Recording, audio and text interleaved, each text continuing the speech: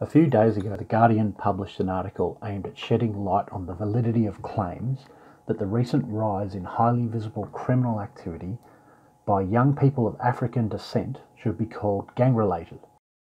The article also points out the race debate occurring in the comments section of related articles and social media. I'm not concerned whether we call it gang violence or not. It could be argued either way, but discussions on levels of organisation are irrelevant at this stage, and the article wastes enough time trying to debunk those claims. The real debate lies in the source of the crime and what we do about it. The number of African migrants to Melbourne has significantly increased since the early 2000s, most of which have congregated in specific suburbs. Whilst the early influx hasn't gone unnoticed by the residents of these areas, it wasn't until the mid-2000s that the general public and media began to pay attention. In the last year, we've had 3 major incidents involving hundreds of African youth generally causing mayhem. At the Moomba Festival in 2016, a riot broke out in the middle of the city, with 53 arrested.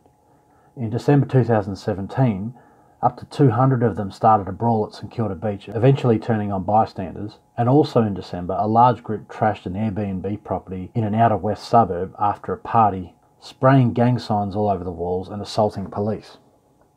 Until recently, senior Victorian police and complacent politicians have dismissed claims of the seriousness of increasing African crime.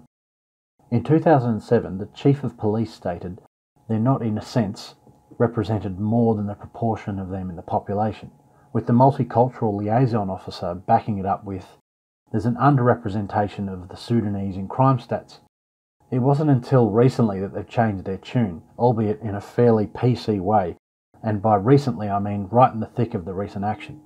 The current police minister, Lisa Neville, called them a core group of African youths, and that they're offending at a new level. Let's take a look at some of the statistics from the Guardian article. On the face of it, Sudanese immigrants are overrepresented in the crime statistics. About 1.5% of criminal offenders in Victoria are Sudanese. The Victorian Crime Statistics Agency told a federal parliament inquiry on migrant settlement outcomes, while Sudanese and South Sudanese communities together make up just 0.5% of the state's total population. Well, according to the 2016 census, people born in Sudan made up only 0.1% of the population. But even being generous, this is still a pretty solid overrepresentation. Oh, and this includes minor offences too. They include specific offences later in the article. The majority of crimes in Victoria, unsurprisingly, are committed by people born in Australia. The second highest cohort were New Zealanders, which are the 4th largest migrant group in Victoria. The only way including this isn't intellectually dishonest is if you're one of those cretins who think per capita statistics are some form of oppression. It's pretty reasonable to assume native residents would represent the majority in all sorts of areas, making up the bloody majority and all.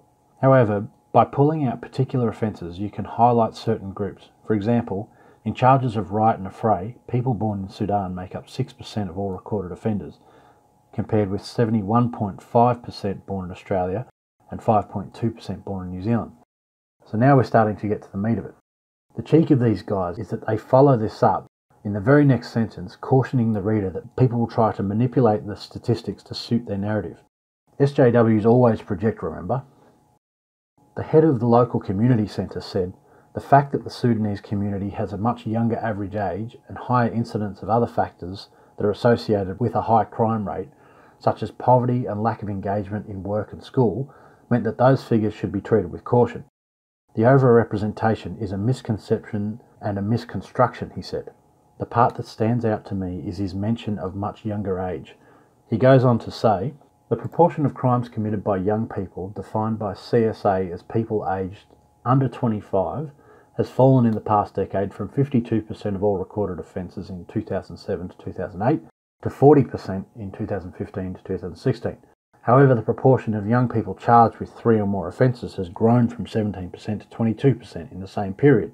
Doesn't this indicate a concentration of offenders, given the rise in Sudanese offenders in the last 5 years? Isn't that exactly what we're seeing? I think it's important to point out here that Victorian police only record nationality in crime statistics, not ethnicity.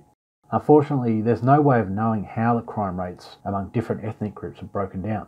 But one thing's pretty clear. They're lumping anyone born in Australia into the Australian category, regardless of their parents' background. That kind of chicanery might work on the ignorant and die-hard leftists, but it seems like there's plenty of those to go around. The Home Affairs Minister acknowledged the disproportionate crime of African youth in a press conference, and just look at the sort of vapid, anecdotal boomer and bugman responses Twitter spits out under the Melbourne Bites Back hashtag. The Guardian is calling this a racialised moral panic. This is in spite of increasing calls from residents of high African immigrant communities or neighbouring communities, often non-native Australians themselves, for local government to do something about it. I guess the listen and believe narrative doesn't count when minority feelings are concerned. The problem here is not disaffected youths. It's not a lack of employment or government assistance. The problem is diversity and proximity. We're led to believe that community engagement and inclusivity will get us through this mess. It might work if we were dealing with a group that would dilute into the surrounding community, but that would mean significantly dropping immigration rates and preventing the formation of enclaves. I don't see that happening anytime soon. And the bleeding hearts among us couldn't bear the thought of not giving away the nation our ancestors built to appease their self-satisfaction and programmed guilt complexes. It's high time we grew a backbone and made it clear that you don't get a free ride here, and there are consequences. Send them back. What do you think? Leave a message in the comments section, like and subscribe. Thanks for watching.